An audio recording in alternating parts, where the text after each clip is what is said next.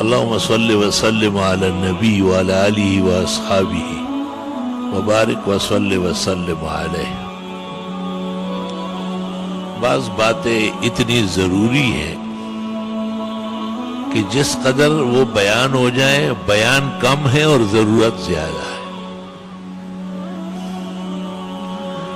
اکبر بادشاہ کو ایک زمانے میں جب وہ رحم دل اور معتدل مسلک کا مسلمان تھا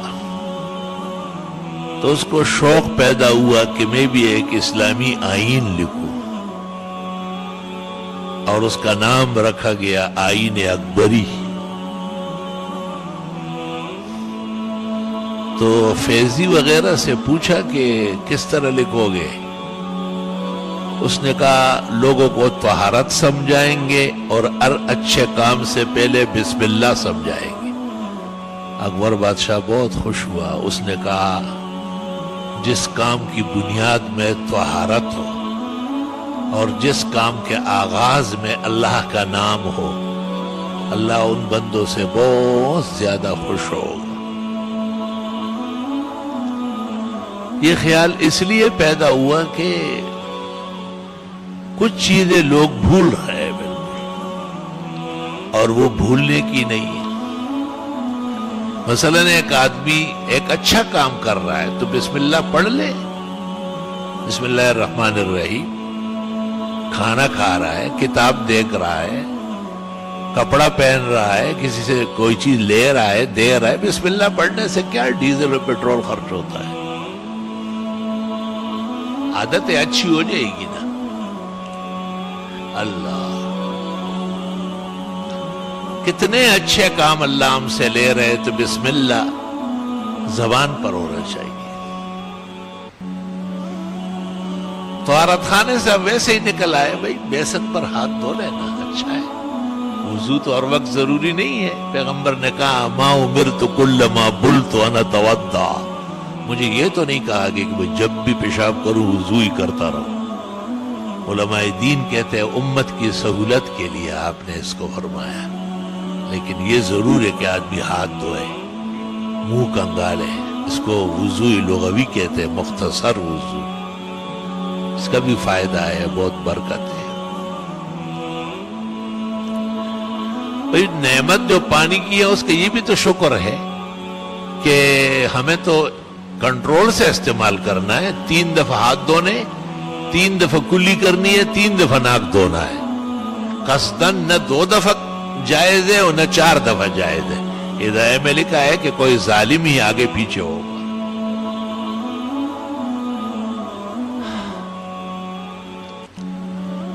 اور سر کا مسح 1 دفعہ ہے، اور باقی ہاتھ کونیوں تک یا پیر ٹخنوں تک دھونا 3 دفعہ ہے، اور وضو میں پانی کم سے کم استعمال کرنا ہے۔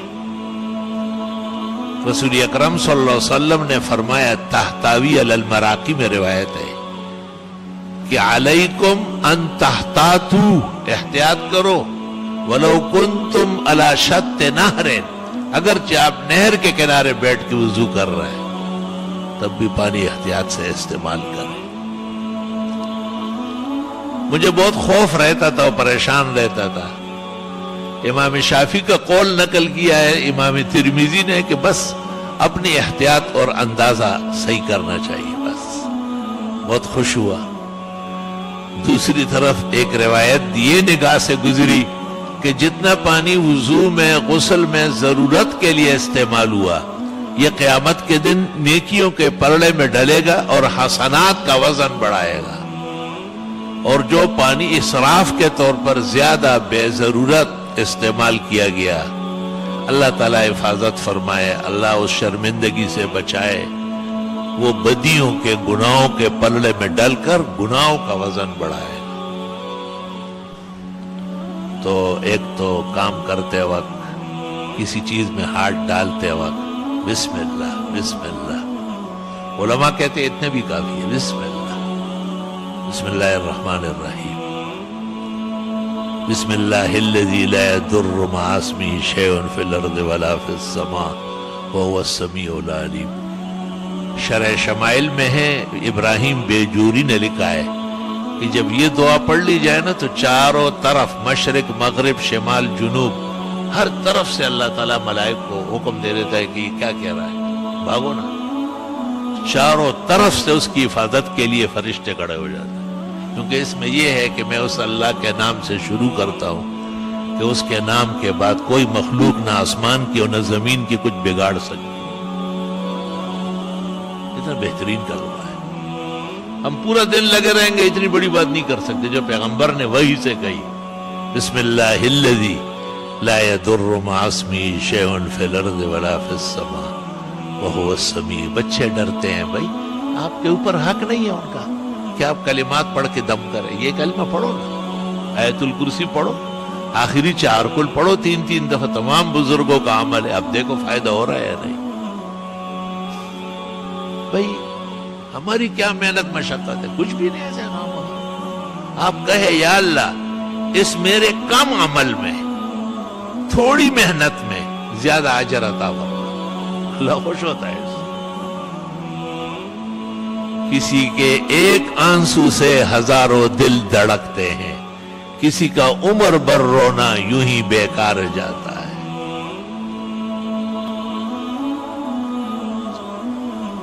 دعائیں مانگا کرے، خوب تفصیل سے دعا مانگے، ایسا مانگے کہ فرش پر بیٹھے ہوئے مالک العرش کو رحم آ جائے۔ باقاعدہ دعا کے دوران پتہ چلتا ہے قبولیت کا۔ وہ مولانا ضیاء القاسمی ہمارے بہت بڑے خطیب اور مناظر تھے اہل حق کے، انہوں نے کہا میں نے حج کیا اور حج میں بڑی مشقت کی لیکن مجھے اطمینان نہیں ہوا۔ میں نے کہا آنکھ سے آنسو گری نہیں رہا، یہ کیسے حج ہے؟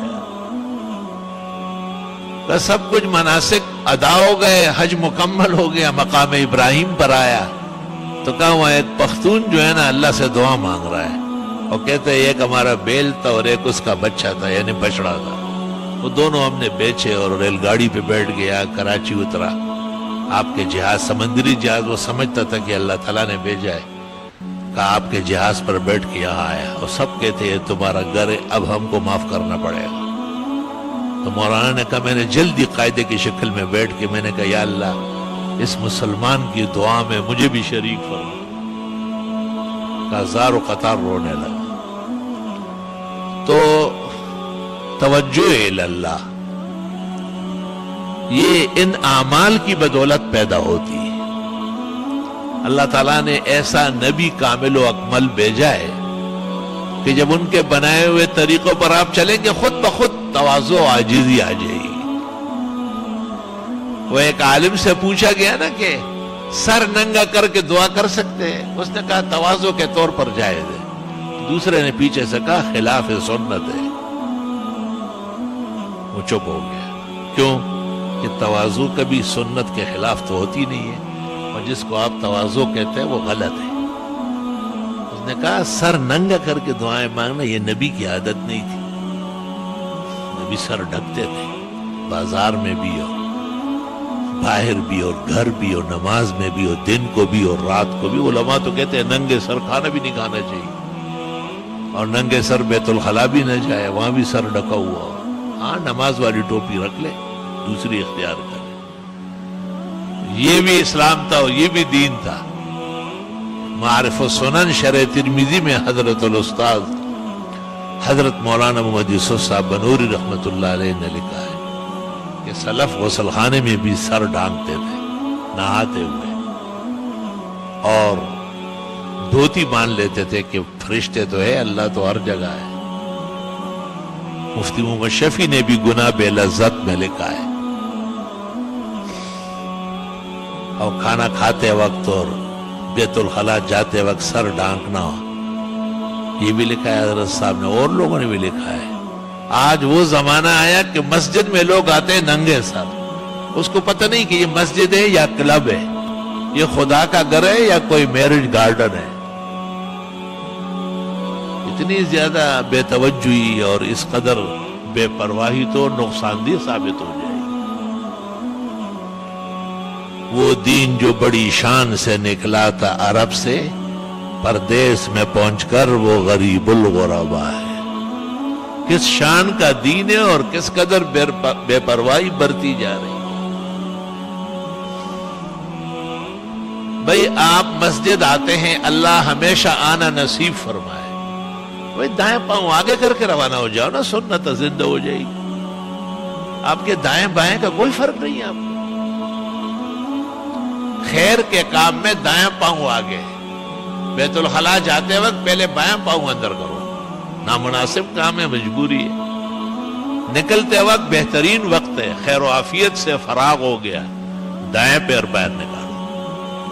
بھئی یہ دائیں بائیں ہمارا نام ہے اصحاب الیمین، اصحاب المیمنہ، دائیں اور بائیں کے فرق کرنے والے خوش نصیب، جن کی نہ شریعت ہے نہ دین ہے، ان کے ہاں اگر بایاں ہے تو وہ ویسے ہی رسوا ہے قیامت کے دن، یہیں سے رسوا ہے۔ لیکن آپ تو کامل و اکمل دین والے ہیں، الیوم اکملت لکم دینکم، آج سے میں نے تمہارا دین مکمل کیا۔ دین کیسے مکمل؟ وَأَتْمَمْتُ عَلَيْكُمْ نِعْمَتِي، یہ نعمتیں پوری ہو گئی۔ اللہ جوتے اتار رہے، موزے اتار رہے، کہتے بائیں سے پہلے اتارو اور نیچے رکھو، پھر دائیں سے اتارو۔ اتارنے میں بائیں پہلے ہیں اور پہننے میں دائیں پہلے ہیں۔ دائیں پیر اتار کر مسجد میں داخل کرو، اللہم افتح لی ابواب رحمتک، اللہم صلی وسلم علی النبی پڑھ لیں۔ مسجد میں آتے رہے صفوں کی طرف، یہ نہیں کہ بیڑ بکریے کی طرف کوئی وہاں بیٹھ گیا کوئی وہاں بیٹھ گیا، یہ کوئی بندروں کا ڈانس تو نہیں ہے۔ مسجد خانہ خدا ہے، صف اول، صف ثانی، صف ثالث، ان تین کا اہتمام بہت زیادہ ہے۔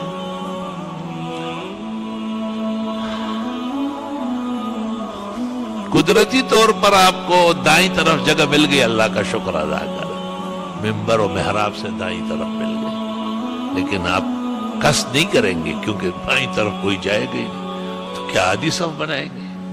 جب ثواب اور ڈسپلن کا جھگڑا ہو جائے تو ڈسپلن کا اعتبار ہو۔ اس لیے جن صحابہ نے جانے میں دیر کی اور آپ کے پیچھے جمعہ پڑا، آپ نے کہا 500 سال جنت دیر سے جاؤ گے، تم نے ڈسپلن کا نقصان کیا ہے۔ ڈسپلن یہ ہے کہ میں نے کہا کہ نکلو، اور تم اپنی بات کر رہے ہو کہ جی جمعہ پڑھ کے چلے جاتے ہیں۔ یہ ایک بڑا مسئلہ ہے کہ اسلام کے اندر ڈسپلن، جسے آپ کہتے ہیں بہترین اسلوب، عمدہ طریقہ کار، وہ قابل تعریف ہے۔ بھئی صفوں میں آپ آئے، بھئی صفوں میں بیٹھ جائے نا، انتظار کرے جماعت کا۔ منتظرین جو جماعت کے ہیں، صحیح مسلم اور ترمذی میں ہیں، وہ نمازی کے حکم میں ہیں، یہاں تک کہ آنے والا سلام نہ کرے۔ عالمگیری، مرقات، تمام معتبرات۔ اگر کسی نے غلطی سے السلام علیکم کیا، لوگوں کو مسئلے کام ہوئے، روز میں یہ بیان کرتا ہوں، بورڈ بھرے ہوئے، پمفلٹ شائع ہے، پھر بھی جتنی کوتھی ہوتی آن کلو تھی۔ تو کسی نے غلطی سے کہا السلام علیکم، پختنو جماعتوں نے دی ڈیری یا بیٹے کی دی، السلام علیکم، والے کاکا پا خیالہ کا دا دستان پلار دیرہ دا دا خانہ خدا دا لوگوں نے غوخنی ہو وہ ناٹائی نوگا تا دیر ڈیلی ڈیلی کی۔ مسائل علماء کا میدان ہے، یہ بیان نہیں کریں گے قیامت کے دن آتشی زنجیروں سے جکڑے جائیں گے اور آتشی کینچیوں سے ان کی زبانیں کاٹی جائیں گی کہ آپ کے سامنے بیان گڑبڑ ہو رہی تھی، خاموش تھے آپ۔ تو علماء کہتے ہیں کہ یہ جو السلام علیکم کی اس غریب سے غلطی ہو گئی، مسئلہ معلوم نہیں ہے، آپ کو تو معلوم ہے نا، تو لا یجیبون، عالمگیری میں جواب نہیں ہے اس کا، تاکہ اس کو احساس ہو جائے۔ اب جماعت کھڑی ہو رہی، اب یہ چاروں طرف دیکھتے، کیا دیکھ رہے ہیں؟ یہ وہی پاکستان ہے، گلشن اقبال ہے، آسان مسجد ہے۔ آج صبح فجر میں نے ایک بزرگ ساتھی کو بہت صاف ڈانٹا، میں نے کہا کتنی قیمتی باتیں ہو رہی ہے، تم متوجہ نہیں ہو رہے۔ یہ جو مسئلہ ہے کہ چھوٹے بچوں کو آگے نہ آنے دے، کیوں؟ ان غریبوں کو سمجھ نہیں ہے انتشار ہوتا ہے۔ تو اگر کوئی بزرگ بھی صف میں بیٹھا ہوا ہے، منتشر الذہن ہے، تو اس کو بھی سنبھالنا پڑے گا، لگام دینا پڑے گا اس کو۔ میں نے کہا کہاں دیکھ رہے آپ؟ دیکھنا صرف امام کا حق ہے۔ لِيُقَدِّمَ الْمُتَأَخِّرَ وَلِيُؤَخِّرَ الْمُتَقَدِّمَ، جو آگے ہے تھوڑا سا پیچھے ہو جائے، جو پیچھے ہے تھوڑا سا آگے ہو جائے، صف بنا لے، صف درست کر لے، سر ڈھک لے، پانچے اوپر کر لے، پیروں میں فاصلہ کم کر لے۔ یہ امام کا مقام ہے، یہ نمازیوں کا نہیں ہے۔ سلام پھیرو چاروں طرف، کیا آپ قید خانے سے نکل آئے؟ وہ یار آرام سے بیٹھے رہو۔ پھر صفوں کے لیے کھڑے ہوتے ہیں تو ہاتھ باندھ لیتے، خاص کر ہمارے صوبہ سرحد سے جو آتے ہیں، ہداہم اللہ، خدا انہیں اور ہم سب کو ہدایت دے۔ ان کا یہ خیال ہے کہ یہ بڑا کارخ ہے۔ بھائی صفوں نماز سے پہلے، اللہ اکبر سے پہلے ہاتھ کھلے چھوڑنا سنت ہے، اس کو ارسال کہتے ہیں، ہاتھ کھلے چھوڑنا۔ اور اللہ اکبر کے بعد ہاتھ باندھنا سنت ہے، اس کو وضع کہتے ہیں، واو ضاد عین وضع۔ تو ہاتھ باندھنا اللہ اکبر کے بعد ہے، یہ ابھی اللہ اکبر ہوا ہی نہیں ہے، اس نے ناف پہ ہاتھ باندھے ہوئے ہیں، اس کو سنبھالنا پڑے گا۔ مسائل میں جرأت کے ساتھ بیان کرنا یہ عالم کا میدان ہے، وہ تمام بدعات اور رسوم کو چاک کر کے آگے بڑھتا ہے۔ الحمدللہ۔ بھائی نماز ختم ہو گئی، اب نمازیں دو قسم کی ہے، ایک فجر اور عصر ہے، جن کے بعد کوئی شغل نہیں ہے، بیٹھے رہے آپ، تسبیحات دائیں ہاتھ سے گنے، آیت الکرسی پڑھے، واعظ نصیحت ہو وہ سنے، تلاوت کرے، دعا مانگے، اس طرح عصر کے بعد۔ لیکن ظہر، مغرب اور عشاء میں مؤکد سنتیں ہیں، اور فقہاء اور محدثین کا اس پر اجماع ہے۔ ایک فقیہ و محدث دنیا میں نہیں ملا جس نے کہا ہو کہ خیر ہے بیٹھے رہے یہ تسبیحات پوری کر لیں۔ صرف شاہ ولی اللہ محدث نے اتنا سا کہا تھا کہ کبھی تسبیحات کے لیے، کبھی سنتوں کے لیے۔ حضرت مولانا انور شاہ سے فرماتے تھے، سوچ نہیں سکتا ہوں کہ شاہ ولی اللہ ایسی کمزور بات کرے۔ دیکھا گنجائش ہوتی تو شاہ ولی اللہ کا امام الہند ہونا انور شاہ سے زیادہ کون جانتا ہے کہ مسئلہ غلط ہے، یاد نہیں دی۔ مولانا بھی معارف السنن میں لکھ دے وَلَمْ يَرْضَى بِهِ شَيْخُنَا، شاہ ولی اللہ کی تجویز پر ہمارے استاذ مولانا انور شاہ راضی نہیں ہوئے، کہ نہیں اس سے سنتوں کا نقصان ہو جائے گا۔ اور یہ وہ اچھے نورانی چہرے، پوری داڑھی والے، پانچے اوپر تک لے، یہ وہ بیٹھتے ہیں، وہ سمجھتے ہیں کہ کار خیر کرتے ہیں، حالانکہ القیام الی السنت متصلا بالفرض مسنون، بہر نہر تبیین حامدیہ فتاوی شام،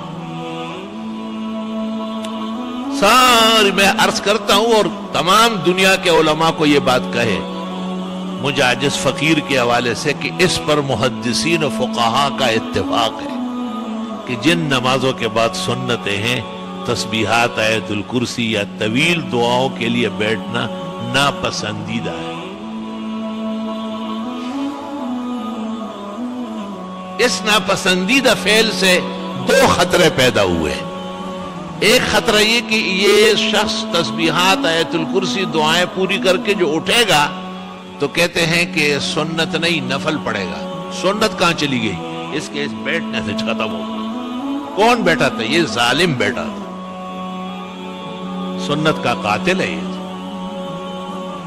کہتے ہیں یہ غصہ ہوتا ہے، غصہ نہیں ہوگا، یہ مجھے کتابوں کا پتہ ہے کہ بزرگان دین نے کتنا ماتم کیا ہے۔ دوسرا قول کہ نہیں، سنت تو اب بھی سنت ہے، لیکن خلاف سنت طریقے سے۔ کیوں؟ جیسے ولیمہ میں ڈانس، ختنے میں اعلانات، بدعتیوں کا صلاۃ والسلام، صلی اللہ علیہ وسلم اپنی جگہ سنت ہے، طریقہ بدعت کا ہے۔ تو علماء دین کہتے ہیں، ابن الحمام محقق نے شرح ہدایہ میں اسی کو اختیار کیا، اور اسی پر ابراہیم قورانی اور تمام ائمہ دین کا اتفاق ہے کہ سنت تو اب بھی پڑھ رہا ہے، لیکن خلاف سنت طریقہ ہے۔ تو موافق سنت کیا تھا؟ اللہم انت السلام او بمقدارہا، مختصر دعا کے بعد سنت پڑھنا تھا، وہ بہترین کام۔ اللہ اکبر. یہ باتیں اس لیے کہی جاتی ہے کہ آپ سنیں سمجھیں اور اپنے بھائیوں کا ہاتھ بٹھائے. لوگوں سے لڑے جھگڑے نہیں, لڑائی جھگڑے کی ضرورت نہیں ہوتی. آپ کا اور ہمارا کام بیان کرنا ہے. بشنود یا نشنود منہائے ہوئی بھی کو نو. پہلے میں بہت غمگین رہتا تھا کہ یار ساری زندگی اسی میں گزر گئی اور کوئی کام ہی نہیں کر سکتے. سر ڈانکو, پانچے اوپر کر لو, جاپانی قمیص نہیں پہنو, کونیوں تک قمیص پہنو. تو پھر حضرت اقدس امام الاسر مولانا انور شاہ نے ایک جگہ لکھا ہے, ہماری قسمت میں یہی لکھا ہے کہ ہم عوام کے ساتھ عمر بھر نہ بردازماں ہوتے رہے. پھر فرماتے انشاءاللہ تعالی اجر ملے. اصل تو اجر. وہ ایک زمانے میں ہم روافظ کے خلاف جیل میں تھے. کراچی کے مقتدر علماء, یہ فقیر طالب علم عاجز مسکین مساق تھا. تو جیل کا نظام ذرا ایسا ہوتا ہے پریشان دیتا ہے. وہ ریسٹ ہاؤس تھا, ہر کھانے میں commissioner, D C, S D M شریک ہوتا تھا اور قسم قسم کی دعوتیں تھی. لیکن 12 علماء دین آزاد مخلوق ہے, وہاں بند کرنا ٹھیک نہیں ہے. تو ایک دن ہمارے استاد مفتی احمد الرحمان رحمت اللہ علیہ نے ہم کو عجیب نصیحت کی. فرمایا میاں باہر جا کے کیا کرو گے؟ ہم نے کہا مدرسوں کا کام ہے, درس ہے, امامت ہے. کہا کیوں کرتے ہو یہ؟ ہم نے کہا ثواب. کہا یہاں دین کے لیے جو جیل کاٹ رہے ہو ثواب نہیں ملے گا کیا؟ خدا کی قسم اس دن سے ہمارا دماغ کھل گیا, عقل آ گئی. استاذ ہوتے ہمارے استاذ تھے وہ, اور اسی دن رہائی ہو گئی. یا اللہ, استقامت کی ضرورت ہے. استقامت جب آپ میں نہیں ہوگی تو مشکل بڑھتی جائے گی. جب آپ استقامت اختیار کر لیں گے مشکل کو شکست ہو جائے گی اور آپ جو چاہیں گے وہی ہوگا. بہرحال یہ باتیں ہیں جو آپ کو یاد رکھنا چاہیے. اللہ اللہ. بھئی ہم یہ بھی بتاتے ہیں کہ دعا توجہ سے مانگنا چاہیے. ہمارے ساتھی ہے اور ہمارا سرمایہ ہے, ایک خاص دوست ہے, وہ علیحدہ انٹرنیٹ کمرے میں رہتا ہے. تو یہ جو شخص یہاں نہیں آتا ہے وہاں نماز پڑھتا ہے, یہاں آنے میں اس میں فرق ہو جائے گا. ہم نے تو اجازت دی ہے کہ منتظم آئے, لیکن آزادی فکر پیدا ہو. اگلے سب میں اس کو جلن ہوگی. وہ تو آزاد خیال پیدا ہوا ہے, پیچھے کھڑا رہتا ہے. اب ایک آدمی اندر کمرے میں نماز پڑھتا ہے, کیا مطلب ہے کمرے میں کی نماز پڑھ رہا ہے؟ کوئی عذر ہے, ٹانگ ٹوٹی ہوئی ہے, کوئی پریشانی ہے تو نماز تو جائز ہے قبلہ رخ ہو کے, ہم نے فتویٰ بھی دیا ہے. لیکن صفوف میں آنا, مسجد میں آنا, سینکڑوں باتیں ہیں جو اجتماع کی وجہ سے آدمی کو نصیب ہوتی ہے. تو میں نے جب ان کو غور سے دیکھا تو بہت دکھ ہوا. میں نے کہا آپ ہمارے کام سے ہی انٹرنیٹ روم میں رہتے ہیں, لیکن یہ آپ کی عادت ہے جو دعا میں ہے, یہ تو بالکل کسی اور مذہب کی ہے. آنکھوں کو ہاتھ مل رہا ہے دعا میں, ایک آنکھ بڑی ہو رہی ہے, ایک چھوٹی ہو رہی ہے, جیسے جنات کو ڈرانا چاہتا ہے. اور میں نے کہا اس طرح نہیں ہے, دعا میں آپ کو ہلنے کا حق نہیں ہے. دعا کس سے مانگ رہے؟ احکم الحاکمین, وہ تیرے جیسے تھوڑا ہی ہے, اس جیسے تو کوئی بھی نہیں. لے سکا مثلی شیء. تو دعا بہت توجہ سے مانگا کریں. ہاتھ نہ بالکل کھلے ہوئے ہو نہ بالکل بند ہو. عالمگیری میں لکھا ہے معمولی سا فاصلہ رکھے, نہ بہت اٹھائے نہ بہت بٹھائے, سینے کے سیدھ میں ٹھیک ہے. اور حدیث میں دعا ایسی مانگو جیسے آپ ہتھیلیوں سے کوئی چیز مانگ رہا ہے. دعا میں ادھر ادھر دیکھنا, اوپر نیچے سر اٹھانا بد نصیبی ہے, دعا سے محرومی ہے. دعا کو اللہم صلی سے شروع کرنا نبی نے منع کیا ہے, خلاف سنت اور دعا مردود ہونے کی علامت ہے. جس آدمی نے اللہم صلی سے شروع کیا, آپ نے کہا عجلتا, اجلت کر رہا. دوسری حدیث میں ہے کہ متعجل کی دعا قبول نہیں ہوتی. فرمایا اذا دعوت فاحمد ربک, جب بھی دعا مانگو پہلے الحمدللہ پڑھو.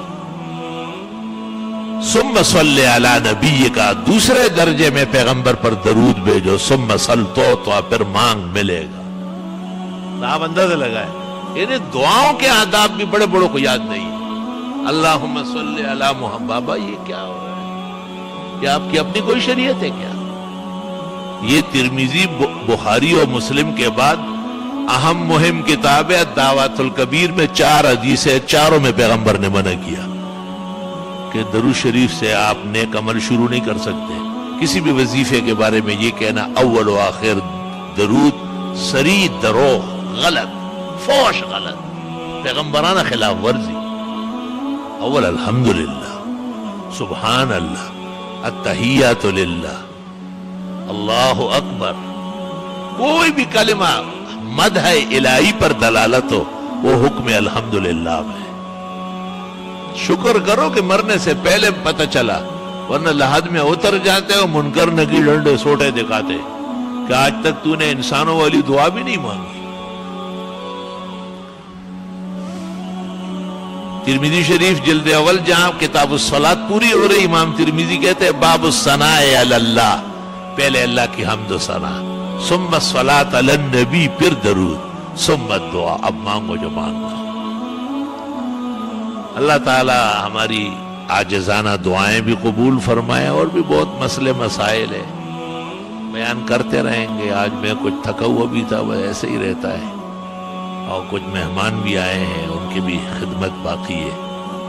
بس یہی چند باتیں منتشرات. ہاں اس میں یہ بھی ایک بات رہ گئی کہ مسجد سے نکلتے وقت پھر بھی خیال رکھنا ہے، بایاں پاؤں پہلے نکالے اور نیچے رکھے، جوتے میں نہ رکھے، بندگی اختیار کرے. اللہم انی اسألک من فضلک پڑھ لے، پھر دایاں پیر جوتے میں ڈالے. پہننے میں دایاں پہلے ہیں، اتارنے میں بایاں پہلے ہے. بخاری نے کتاب اللباس میں باب قائم کیا ہے. اور دعائیں مانگتے رہے. اب کتنے لوگ یہاں بیٹھے جو اس خیال میں کہ ہمارے لیے دعا کر رہے ہیں، ہم جو ہے نا کاروبار اچھا ہو جائے، اچھی نوکری مل جائے. یہ سب کہتے ہیں نا، لوگ پریشان ہیں. لیکن میں یقین سے کہتا ہوں کہ یہ جھوٹے ہیں، بالکل جھوٹے، پکے جھوٹے. کیوں؟ یہ دعا کیا ہے؟ یہ جو نبی نے دعا بتائی، فضل یہاں بالاتفاق رزق حلال کسب معاش کے معنی میں، وابتغوا من فضل اللہ. یعنی اب آپ نماز سے فارغ ہو گئے، اللہ سے دعا مانگے کہ یا اللہ میرے لیے رزق حلال کے دروازے کھولے، میرے لیے اپنے خزانے رزق کے کسب کے متوجہ. آپ کے پیغمبر نے آپ کی رہنمائی کی. خدا کی قسم دنیا کے شیخ عبد القادر، ابو حنیفہ و بخاری، معین الدین چشتی، سارے کے سارے ایک طرف ہو جائے، جناب رسول اللہ صلی اللہ علیہ وسلم کا ایک کلمہ 7واں آسمان سے بلند و برتر ہے. آپ نے نماز پڑھی ہے، آپ کا حق واجب ہو چکا ہے. اب آپ جوتے پہن کے جا رہے ہیں تو رزق حلال تو چاہیے ہمیں دنیا میں رہتے ہوئے. اللہ تعالیٰ رزق حلال نصیب فرمائے. پیغمبروں کو بھی کہا ہے یا ایھا الرسل کلوا من الطیبات واعملوا صالحا. ایک پاک پیغمبروں، حلال کھاؤ اور اچھا عمل کرو. اچھا عمل بعد میں، حلال کھانا پہلے. کیونکہ آدم علیہ السلام سے ذرا سی بی بی صاحبہ کے کہنے میں آئے اور وہ چک لیا دانہ. خدا جانے کہ وہ سٹروبیری تھی یا گندم تلے کوئی بلا تھی. ہاں سٹروبیری والے بڑے اس کے حق میں کھڑے ہو گئے. میں کہتا ہوں شرم کرو، حیا کرو. اس کا نام اردو میں تلاش کرو. پرائی زبان بول رہے ہیں. سٹروبیری تو اس لیے کہتے ہیں کہ اردو میں اس کا نام زقوم ہے، اور زقوم انہو طعام الاسیم، یہ جہنمیوں کا خوراک ہے. تو میرے احسان مان لو کہ میں نے کہا مت کھاؤ. امرود کھاؤ، مالٹے کھاؤ، سیب کھاؤ، آم آئے، چون سا آ گیا وہ کھاؤ، لنگڑے کھاؤ، سدڑی کھاؤ. یہ کیا گن کھاتے ہیں آپ؟ کہتے جی اور نہیں کہتے. میں نے کہا اور تو تمہیں خوشی بھی کہلاتے تھے جانوروں کے. یہاں سے مسئلہ چلا ہے. صرف مسئلہ نہیں، میں نے کہا جس ہوٹل میں یہ بک رہے ہیں اس ہوٹل سے کھانا بھی حرام ہے، اور جس توے پر پکتا ہے اس توے پر کلیجی اور دل پکانا بھی، وہ تو حرام پلیت ہو چکا ہے. وہ تو خنزیر کی طرح ناجائز ہے. 7 چیزیں ہر حلال جانور میں جو حرام ہے. ذکر و خصیتین پہلے دوسرے نمبر پہ ہے. ندی کو کوٹے کوڑے وما ورته چکوټه مخوري گازر وخوري مولای وخوري دا مخوري دوی خورڅ وکړه دا وای دی خو نوې ما دی ویلې شي دا هر چا کار نه دی. یا ایھا الذین آمنوا کلوا من طیبات ما رزقنا، اے مسلمانوں حلال چیزیں کھاؤ، واشکروا للہ، اللہ کا شکر کرو کہ تمہیں پتہ چل گیا، ان کنتم ایاہ تعبدون، اگر واقعی تم اللہ کی عبادت کرتے ہو۔ الحمدللہ رب العالمین، نستغفرک اللہم ونسألک السلام والعافیہ، لا الہ الا اللہ وحدہ لا شریک لہ، لہ الملک ولہ الحمد وعلی کل شیء قدیر۔ ربنا آتنا فی الدنیا حسنہ وفی الآخرۃ حسنہ وقنا عذاب النار۔ اللہم انا نسألک العفو والعافیہ فی الدنیا والآخرہ۔ اللہم انا نعوذ بک من جمیع المحن والفتن ما ظہر منہا وما بطن۔ یا اللہ بیماروں کو صحت شفا دے، پریشان حالوں کی مدد فرمائے۔ ہمارے جو بھائی رزق حلال کسب معاش میں فکر مند ہیں، ان پر خصوصی فضل و احسان شامل کر لے۔ خدایا ان کے لیے بند دروازے کھولے اور دور کے خزانے قریب لے آئے۔ کم محنت پر زیادہ اجر اور عمدہ معاش اور بہترین حیات طیبہ نصیب فرما۔ اللہ نسل و نسب میں تا قیامت خیر الرجال صالحین پیدا فرما۔ سال کی ابتدائے نئے طلباء باادب لیا، باذوق لیا، علم و عمل کے اولیاء و صلحاء متوجہ فرما۔ مجاجز فقیر و رفقاء کار کی مدد فرما۔ احسن العلوم کے در و دیوار چپے چپے سے توحید و سنت اور فقہ کی نہریں و چشمے جاری فرما۔ تمام شاخیں، مدارس، مقاصد، دراسات، الاحسن اسلامی فاؤنڈیشن، جامع عثمان مسجد طاہر اور جامع مسجد حضرت اقدس مولانا مفتی محمود صاحب نوری آباد کی تعمیر و تعلیم بہت جلدی تکمیل تک پہنچا۔ بنانے والوں، توجہ کرنے والوں کو خوب خوب اجر نصیب فرما۔ پورے عالم کے مسلمان جو اس درس سے فیضیاب ہو رہے ہیں، اللہ تعالیٰ ان کو مزید فیض نصیب فرما۔ کچھ حواسد اور دشمنان دین جو ظاہراً دینی شکلوں میں ہیں، ان مارے آستینوں سے اللہ مسلمانوں کے عقائد و اعمال اور معاشرہ محفوظ فرما۔ اللہ سب کے انجام و عاقبت بخیر و عافیت فرما۔ صلی اللہ علیہ وسلم۔